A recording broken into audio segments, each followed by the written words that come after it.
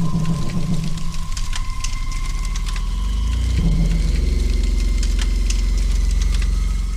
welcome back to my channel. Selamat datang dan selamat berjumpa kembali bersama saya Alfian GX.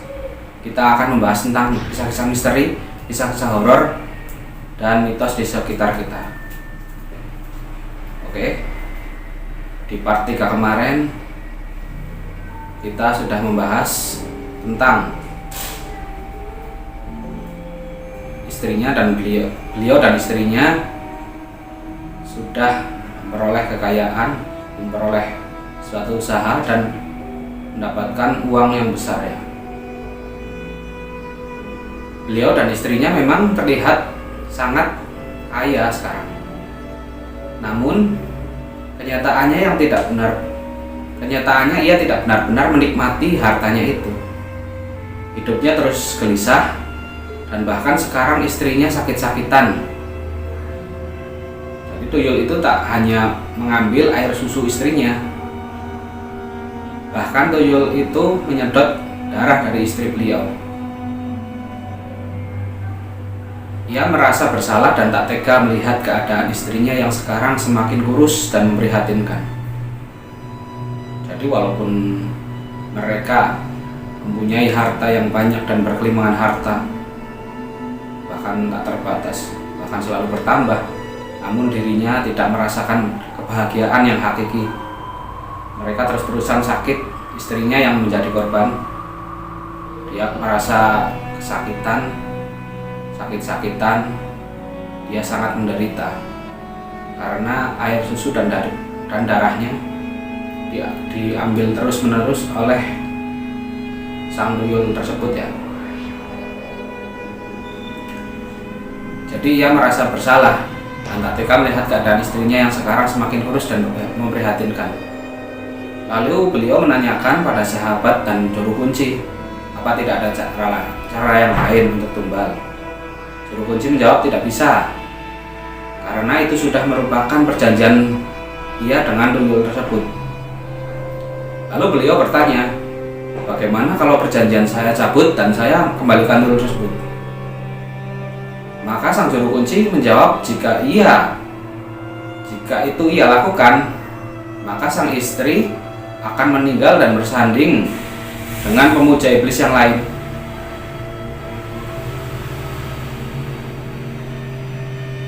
Jadi ya maju kena mundur kena.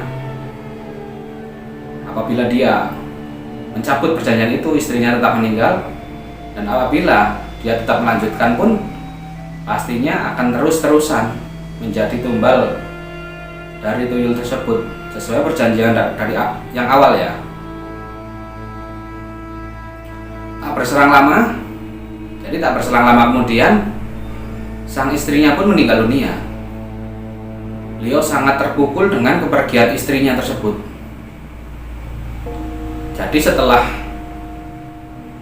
meminta saran juru kunci, tidak ada jawaban yang tepat untuk dirinya. Bahkan sekarang istrinya meninggal. Mungkin sudah waktunya perjanjian tersebut harus dihentikan. Kehilangan istri membuat beliau tidak bersemangat menjalani hidup. Bahkan hartanya sekarang tak membuatnya bahagia. Bahkan ia selalu merasa bersalah kepada istrinya itu. Jadi ia merasa bersalah karena istrinya ternyata yang menjadi tumbal dalam pesugihan tuyul tersebut. Lalu ia berniat untuk hidup normal seperti biasanya dan memutuskan untuk meninggalkan itu semua dan kembali ke jalan yang benar.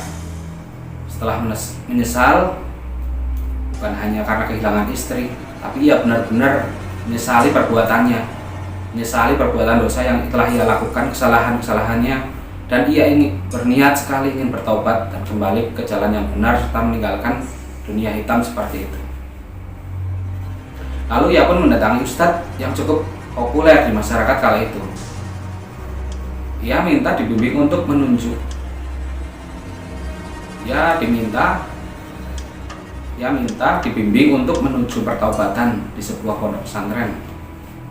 Lalu ustadz pun bersedia membimbing beliau menuju pada jalan yang benar, asalkan ia berjanji dengan sungguh-sungguh untuk tidak mengulangi apa yang pernah dilakukannya.